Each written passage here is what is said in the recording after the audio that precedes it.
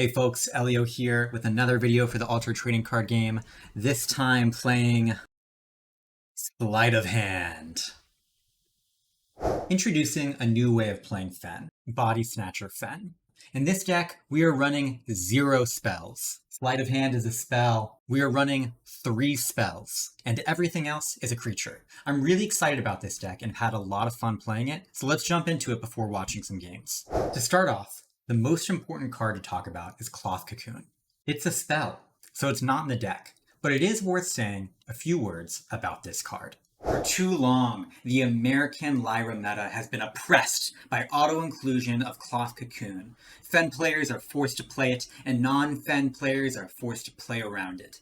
So, an Ortis player looks at their hand, sees a monolith Ortis Bastion, and they will usually take the wise choice of putting it into the mana.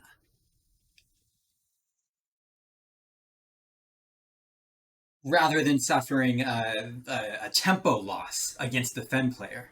In Bodysnatcher Fen, we can take advantage of that preconception because even though we're not running Cloth Cocoon, the inflexible minds of our opponents will protect us from permanence all the same.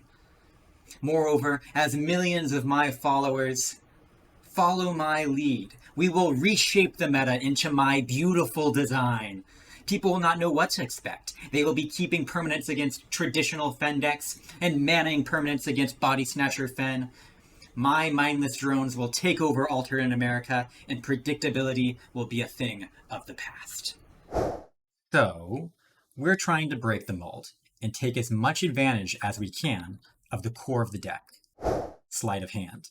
Sleight of Hand lets you swap cards from your hand to your reserve, getting support abilities and characters most useful from the reserve back where they belong, and returning play from hand characters to where they can do the most damage. This ability to return things to our hand is redundant in the deck. Hather, Nyala, and Inkcaster also all give us the ability to replay cards. If it's good from the hand, we are playing it from the hand more than once. So, we have cards like Snowball Commando, Sandman, and Tanuki, all of which can, depending on the situation, make a big impact to the game when played from hand. And from reserve, we also have cards that love to be there instead.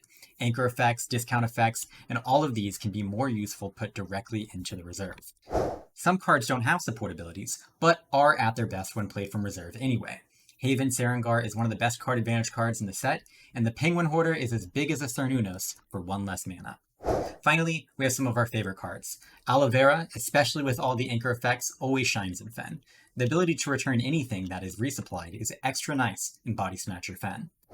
Esmeralda also helps our resupply, and our favorite one of in the deck is Amale Asgarth and Outcast. This card is rarely seen, but one of the things that can happen in Bodysnatcher is you run low on cards in hand while finding a reserve that is full. Amale, triggering just once, can give you ammo for the rest of the game. And that is all you need to snatch victory and put your opponent's body below earth. Closing out with our uniques, the most important thing when building this is just support abilities. Things that give fleeting, anchored, or return cards to hand are all good. For us, we have 2 uniques that give fleeting to our opponent's entire board, as well as an extra anchor effect. That's the deck. Let's jump into some games. Okay, up against Gulrang. I do expect a game against Gulrang to go long, and with that, I want to be fighting a bit of a resource game. I'd love to have my Amale available as a result. And the Tanuki is probably going to be useful in getting rid of some of his resources again to put pressure on them if we end up in a resource game. With that, normally I'd love to have the Hather around to be continually Tanukiing, but we have lots of ways to swap. That's the whole point of the deck. So we can put them back and keep our unique, which will be a good turn 1 play that can also take a lane against any single token and anchor something later on. We can go ahead and just open up with a Nisei on either side going left here. They do have a Monolith Legate though, which is going to just sabotage our Nisei. So that immediately goes away. In the manner of a resource game, they currently take that first move, but that's okay.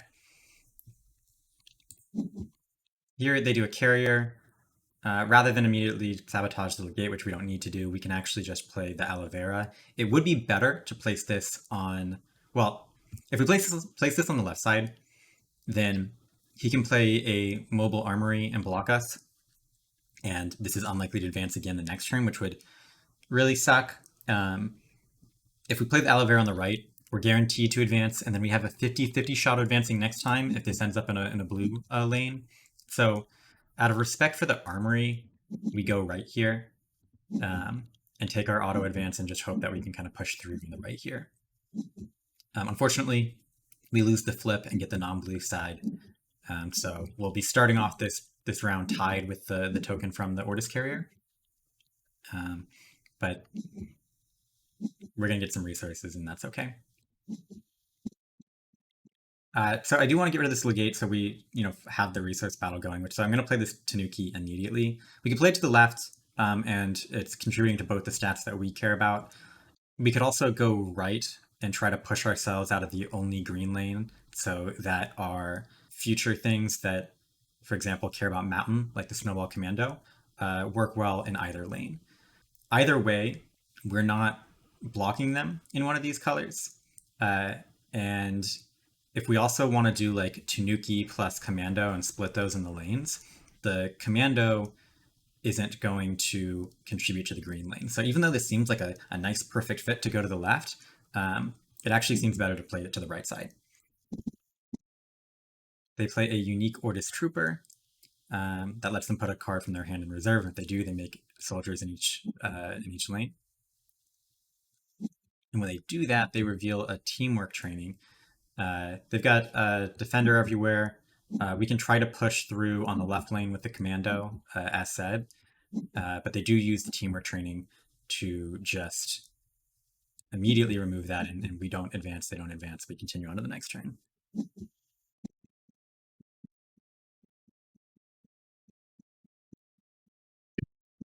They play Bob at left. While we have two things that can be kind of big from reserve, we also have a Nazi, but rather than leave this vulnerable to an Ortis Spy that they just drew, we'll play the Hoarder immediately, the Pengu on the left. They play their unique, and they are going to be building out power on both sides, putting this there.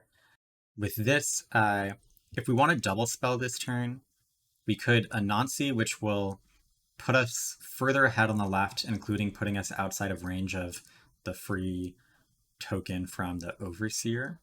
And then we could Kodama on the right to go into next round, having enough to fight the carrier. The other options would be to just play 1 3-mana thing, and that doesn't really get us much value. Like we'd like to return this Tanuki to our hands later on. The Kappa isn't fighting over water anywhere, and the Anansi is going to be the same as this Anansi. So we'll 2-drop on the left, see what they do, but plan on capping Kodamaing on the right. They do use this Overseer, though, which is, I think, a mistake or a miscount because we have them blocked, or we have enough to advance ourselves in the mountain. Here, before they can spy or anything, we'll go ahead and put aloe vera in the lane where we're fighting over blue. And we can anchor that since the majority of our other plays are all 3-drop things, unless we wanted to go for some kind of dig with the Esmeralda. We do get our Tanuki hit with that spy that we've been concerned about. Now, here, the Esmeralda doesn't do anything. The Nancy is going to be much more effective later on. We can go and play the Kappa, and it just because it's 2 green, but does help fighting against everything. And we can maybe start using this Kappa fleeting effect to slow down whatever they play next turn, because they have almost no resources. So they're going to get to their 8-mana turn next turn, but they're out of cards. And so the way that we can win this game is, they're making much more cost-effective big things, but we can pressure the amount of things that they can actually play by giving things fleeting and all of that. The Kappa also has, in addition to the fleeting, the sabotage effect when it goes to reserve. So they're going into their 8-mana turn where they can mana 1 thing to go to 8 mana. That leaves them with 1 card in hand, which isn't going to be enough to really fight versus a Fen that's going to have infinite resources.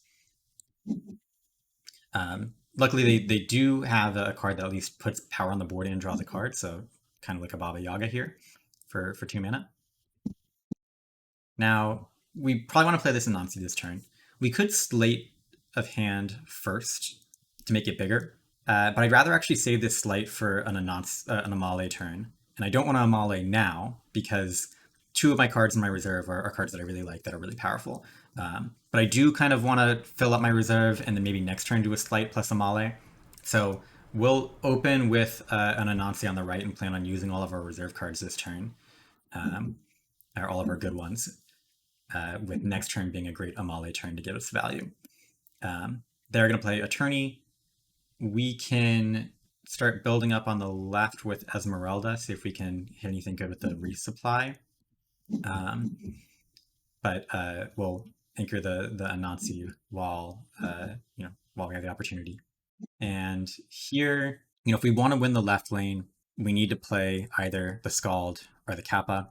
I do want to get rid of this Ortis Attorney, so I'm just going to play one of these and then use the other to get the Ortis Attorney fleeting, because again, we're way ahead of them on cards, so I'm happy to trade card for card, and that's only going to be further pressured once we hit the Amale.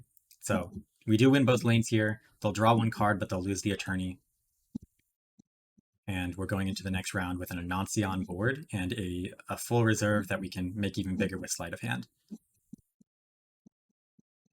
So here, we'll open up with the Sleight of Hand, swapping the best thing to put in our hand, which maybe is the Esmeralda, but I think it's the Sandman because we're getting close to winning and being able to put something to sleep while putting power on the lane is very good. We'll see what they do, but we're going to plan on Amaleing. We're definitely going to hit these 3 cards. We could hit the Hatter, but the Hatter is going to be able to give our Anansi anchor, potentially. So we'll leave that there. It's great in the reserve. And we'll draw 3 cards by putting the Outcast on the left. Now, they do hit the Spy. It's possible that we should have Hattered the Anansi, but I'd rather have this vulnerable to Sabotage than to get this hit with a removal effect, like Teamwork Training, after I anchor it. So it's fine. Now, we're up by 3 here, we're up by 1 here. I'd really like to try to push for the win here, so I'll Sandman on the right and put to sleep a token. But they are able to put 3/4 power on the board on the left, which is going to be enough for them to block in advance. So we'll go forward on 1, but we haven't won yet. And again, we are in the late game versus Gulrang, which is really where they shine. And normally Esmeralda starts running out of gas, or Fen starts running out of gas at this point, but my deck is not built to run out of gas, and the Amales really help with that. They have used 2 of their Ortis Spies, so there's less Sabotage that can be coming out of them that will be a surprise. Legate can still be a thing. I only need to win 1 lane, so I'll go to the one with the less power, and I'll start with an Esmeralda, which will make the Anansi bigger, plus give us more options.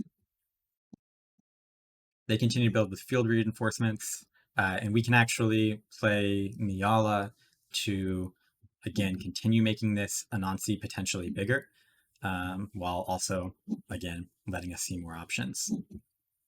We do see a Kodama here.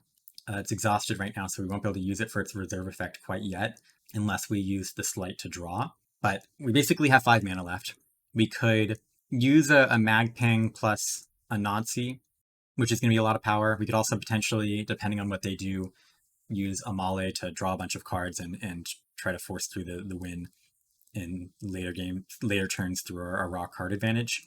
I think the best thing to do is just swap one of these 2 cards for the Anansi, so that when we play the Anansi, it's very big, and it isn't subtracting 1 from its power. And I have, enough resources that I don't need to put the Magpang there and be too worried about the fleeting. I mean, they're both similar choices, but I'm going to put the Sarengar there. And we'll see what they do to decide whether or not we're going to be going with Anansi Penguin, or if we're going to be going for just the Outcast. We're currently behind 5 stats on the lane that we need to go for in green. So, if we played Anansi, it'd be a 4, 5, 6, 7 stats, and then this would be another 4, so that'd be 11. That's 6 ahead of where they're at, but Gulrang can put 6 power on the board. I'm not ready to risk it yet and do that move where I would basically lose all of the resources that I build up here. I would play these 2 from hand, and I'd discard end of turn down to 2 cards in reserve, and I'd have nothing left for gas. So I'm going to just play the Amale and discard everything, draw back up, have these 2 go to my reserve, and be threatening a resources and win next turn. Now, I could go left, I could go right. They're going to be able to beat me if I go right. I go left here, kind of like giving them the option of not playing anything and just taking the tie. My thinking here is I'm not really sure, to be honest. I think that you probably go right and just force their hand to force them to play something, but in general, they're probably going to play it anyway, which they do. They take the left lane with a card, and we go to the next round, them double advancing here, but we've got a ton of cards to try to win this round, hopefully final round. Now, a lot of reasons that people like playing Fen. One of them is that you don't have to make tough decisions when you're manaing, and that's still true, but man, this deck absolutely presents you with turns where there are a lot of choices and a lot of decisions. I do want to push for the win this turn, though. We're 2 mana ahead of them. How can we get a ton of power on board? In general, Slate and Niala both build up our reserve count, and we can actually get this Niala. Well, sorry, Niala does when played from hand. Esmeralda does the same thing in terms of building our reserve count, but Esmeralda doesn't let us know what's going in the reserve. If we want to play these 2 Anansis from hand, that's going to be 6 mana, leaving us with 5 left. We want to play the Penguin. It's also going to be a very cost-effective power grower. That leaves us 3 mana to play with. Now, from there, we could slight Esmeralda, and that's our mana. We could also slight for Niala, which will cost 1 more mana, but when we slight or when we Niala, we can put back an Inkcaster, and that will be enough with the discount for us to play all those things. So we're going to go hard here. We're going to open up with the sleight of hand, swapping Niala for... We don't want to reveal immediately a discount, so we'll reveal the Penguin, and if they have a sabotage effect, then and they hit this, then we can hold off another turn or revisit what our actual plan is. They go right here, which will solidify our plans to go left, but we'll first start with the Niala that we need to do, which is going to build up our reserve. We do hit a Exhausted Martingale, which will just swap with an Inkcaster. They play Overseer on left, build up. We start playing our Anansi out. We play 1 more. Go up to 17, 17, 14. And they finish off with a unique Alchemist, which is going to put a ton of power on the board, creating 2 1/1s while boosting everything. So even though they're putting on, I think, as much power as you can realistically do for 3 mana, including with uniques. And they go up to 18, 18, 18, but with the discount effect, it's not going to be enough to match the Pengu, which will close it out. And yeah, we take a strong game against the Gulrang player. And I think even if we had, say, lost this round, would not be as strong as a turn as our well, I think, yeah, it would not be necessarily as strong as a turn as this one, but at least we got this unique out of their hand, and we still have the Anansis available, and we still have tons of resources available to continue pushing. But I think it was right to go for it this turn, and that turned out correct. Okay, up against Kojo. I love this Nisei versus Kojo because I can play it turn 1. It matches a Buddha, it goes to the reserve, can anchor things. That's probably going to be my turn 1 play. Often I do like doing like a Niala turn 1 and swap out a Hatter for whatever's there. If I didn't have the Nisei, that'd be something that I would be looking at. This is a great unique. I think that there's no reason to put back this turn. I'll instead keep these 2 things. And then it's a question of, do we keep one of our reserve impacting cards or the Hatter? I like both of those more than the Martingale. I do generally like attacking Kojo's resources, but there's also not usually tons of interaction / removal in Kojo. So the anchor effects seem stronger and are particularly precious. So I'll keep the Hatter, meaning that I'm going to keep the 2 uniques and the Hatter in this matchup.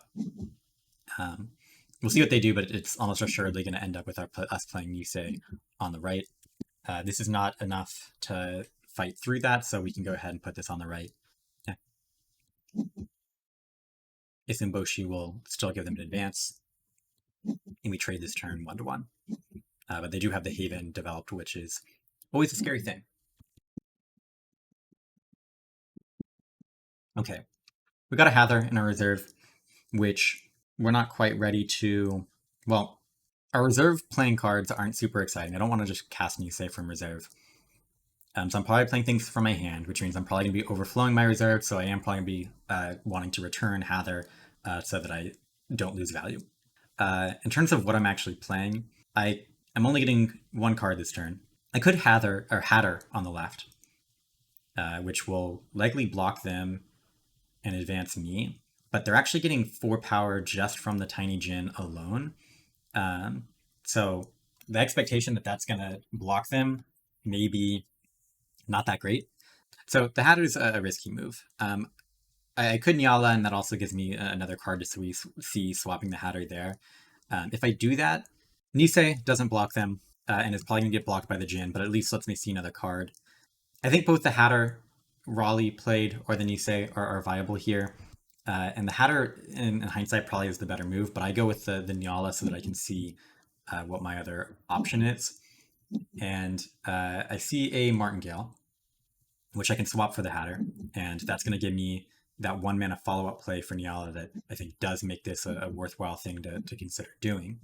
But that was a risky move. We're rewarded for it, playing the Martingale on the left, which pressures them to play more things here.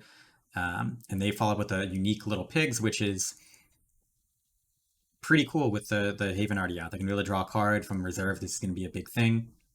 And we will, on our turn, definitely return the Nisei with the Hatter so that we don't overflow. And we still overflow with the Hatter there, so we'll just keep the Nyala around to keep fighting over this lane next turn. And otherwise just kind of reset things.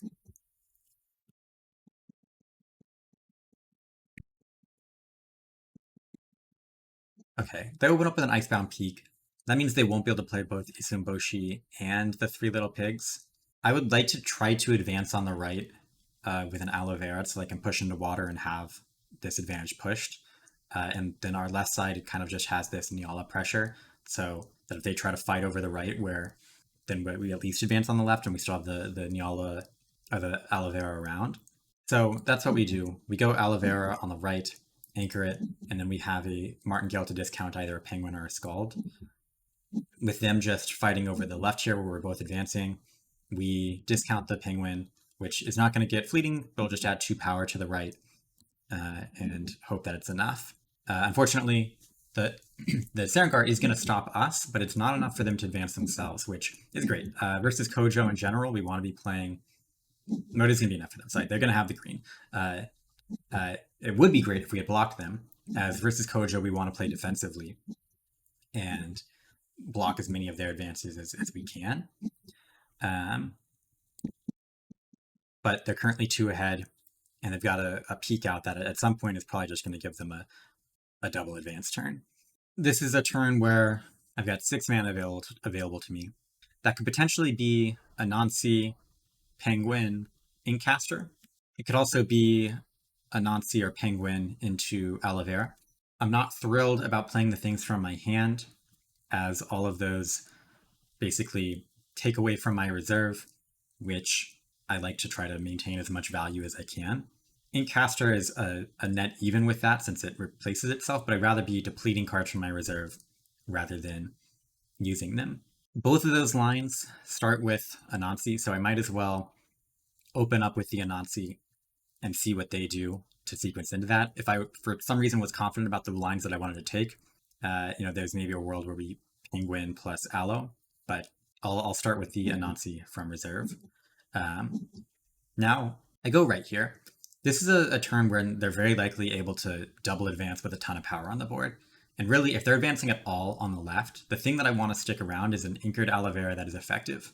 And it's going to be most effective in the left lane, where they're going to be fighting over water if they advance. So I'm going to put as much pressure on the right side to try to force a win here if I can get it. But it's unlikely I'll be able to do that. But either way, even if I don't, the aloe vera will fight well for 2 rounds on the left side. They play a milk, which isn't enough information for us to change too much, and instead we just play the aloe left, and they don't blow their cards this turn to win the right lane, which I think makes sense. Like, now they're threatening the double advance this turn rather than going to a point where, yes, they are one away from winning, but they lose all of the threats that they have to get there, and we can maybe put them off. So now they're one away from winning, and they have infinite pressure on the board here. The dragon immediately makes itself due to the Arcano Milk giving the Buddha fleeting. So they're starting the turn with 10 power on board. They've got a pig in their reserve that itself is going to be 6 power with the Haven for 4 mana. We've got a lot that we're fighting against. They open up with the pig, so that's tough. 7 power on the board when it's played in the milk lane. We're not winning this right lane. We now just need to fight over the left lane and try to stop them from winning, which is part of why we put this aloe here. We can open up with a Inkcaster on the left, or we can open up with the penguin on the left. The penguin fights better against resource attacks from them, but if what they're doing is just a Haven bouncer, we have enough power available to us to stop that. So I just wanted to stall with the Inkcaster on the left, see what they do. They build Chiron on left. Now, that's enough power that we do want to get the penguin out there in order to match it. Penguin will put us 1 over, force them to play something in order to get there. And indeed, it's a Bravos Tracer, which is about as much power as you could ask for.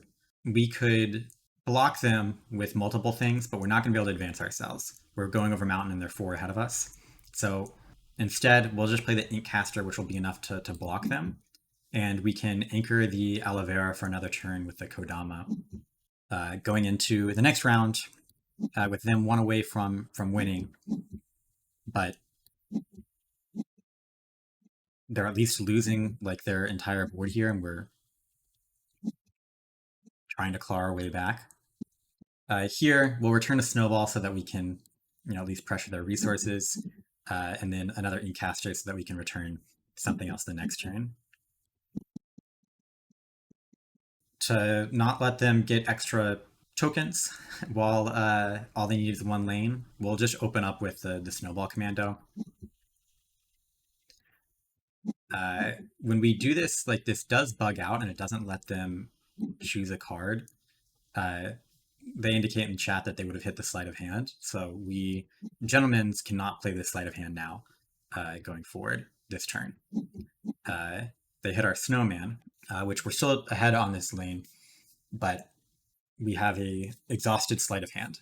I like going with the Inkcaster. It's something that we know we're going to be doing, and it'll continue to put power on the board while being one of our cheapest things that we can do to stall out and get information. They play a tiny Djinn. Now, we're fighting over mountain water. I would like to, if possible, get this Nisei or this Niala to get one of these anchors around so that we can maybe win this lane and keep something around. Ultimately, we need to get both mountain and water over there. So a Nisei is just going to get us barely a few more mountain while putting us probably out of water range. I think that we need a way to both Niala and Inkcaster so that we push both out of range. We can swap the Niala.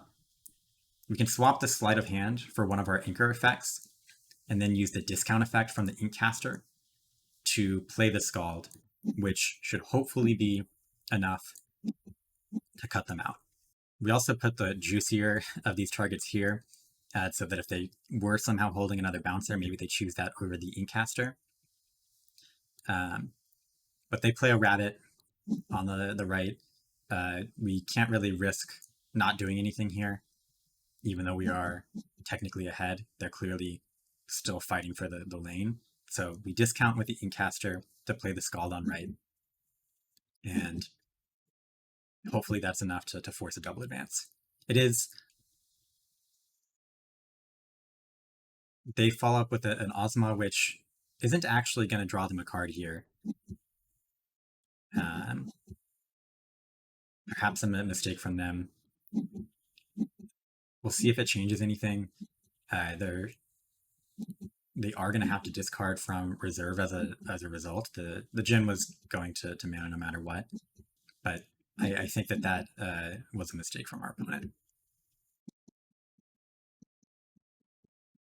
They go bouncer from reserve, and we'll just immediately snowball, hitting the Ozma. They did choose something to exhaust here, but I can't remember what it was. We just continue building out on the right side, but they don't really have the cards to do anything here. Theoretically, they could maybe have that Ozma in hand. And this turn, we will do that with Scalds. This will let us both advance and block them with the Inkcaster, and the Hatter lets us continue with an Anchor on the Aloe Vera. End of turn, we're going to have to discard to our reserve. We'll get rid of the Slight with these other things being effective. Finally, going into the final round, most likely, we have lots of things available to us, including the ability to Tanuki their reserve card, which we will open up with on the right side. And they only have 2 plays this turn, one of which is the Haven.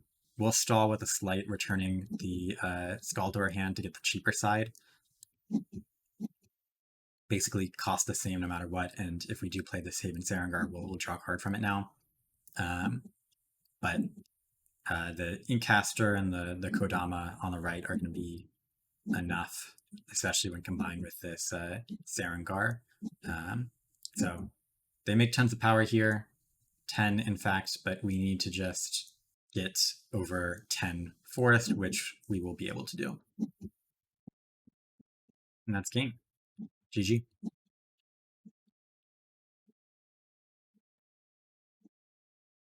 Okay, up against Teija. This is a good kind of hand that we can Nyala a Hatter into the reserve, pick up whatever is put there, and then have that Hatter available for later Aloe Veras, where maybe next turn is that Aloe Vera. So keeping these 3 kind of has that nice sequence to it. I generally like Sleight of Hand later in the game rather than earlier.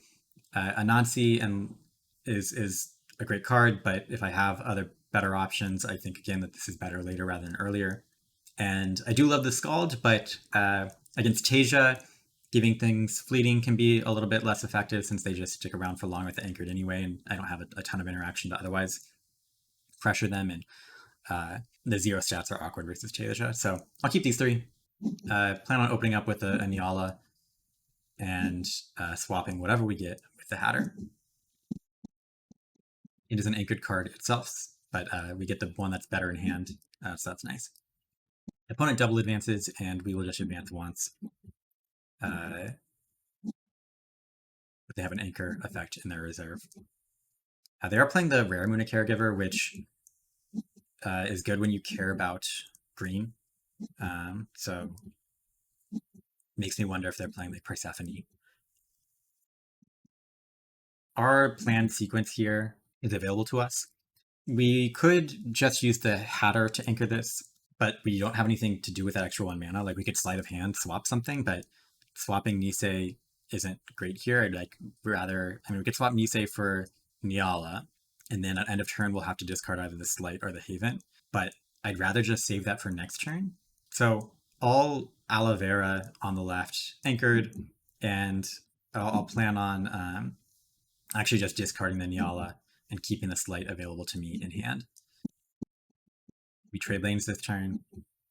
They have a Dracana going into a weak green lane, which we may be able to fight over with this Haven Sarengar. Interestingly, we get a fleeting effect in our reserve. We get a big Anansi. They open up by giving this anchored, making the fleeting effect a little bit worse. And then they play Spindle, Luna Bastion.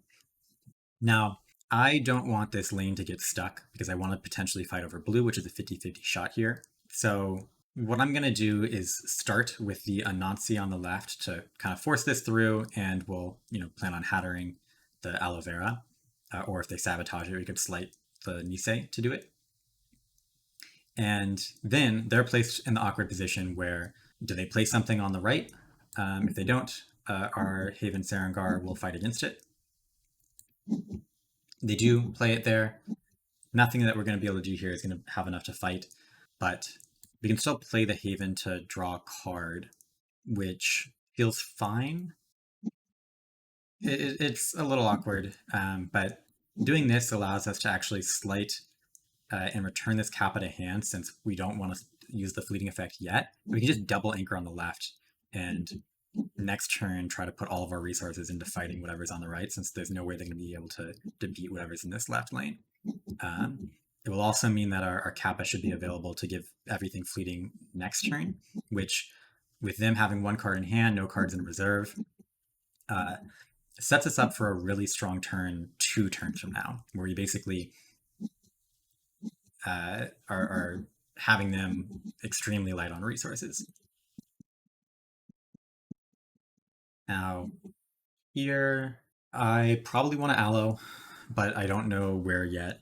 I'd rather have the Martingale available to discount rather than play as 1-mana stall play, which kind of leaves me with opening up with either Sleight of Hand or Hather. I don't want to tip the hand on Sleight of Hand, so I'll open up with a Hather on the right, which will put me just 2 forest away from getting enough to advance ourselves, though we're in no world blocking them on the water. They do go heavy on the right here. I would love to give everything fleeting thing here. I don't want them to know that I'm going to do that yet. So I'm going to open up with the aloe that I do plan on doing.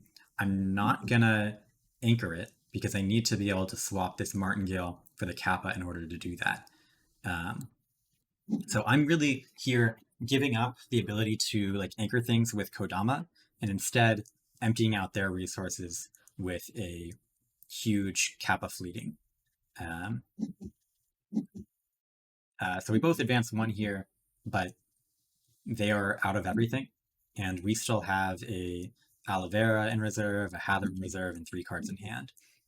So happy to not start on the board here. We do have an aloe that I can put on the left to fight over the water, and this is the kind of turning of the tide where there's not a lot that they can do to catch up to our resource advantage. If they play a Hydrocana here, we'll be able to beat it and advance, and then we just need really our Sandman in order to beat that in the future. So we don't want to see Hydrocana. It is definitely the scariest thing, and luckily that is not one of the cards that they drew.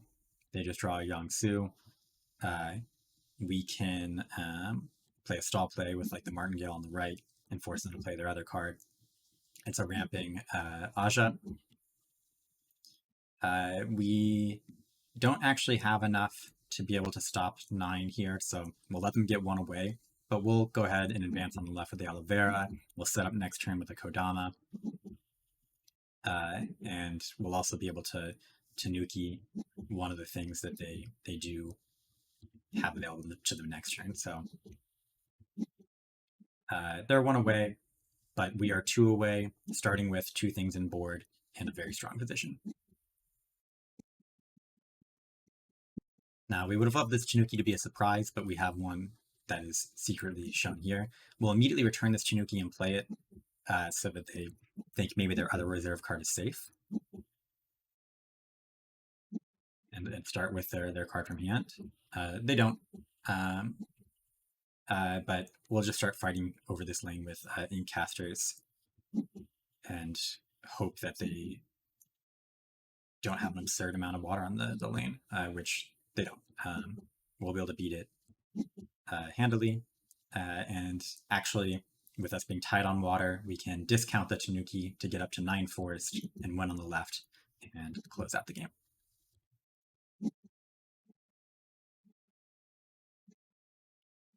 GG. Thanks for watching, everybody. Those are all the games for now. This is pre-recorded as I am out of town. And yeah, if you enjoy these videos, please consider subscribing. And until next time, I'm Elio. Thanks.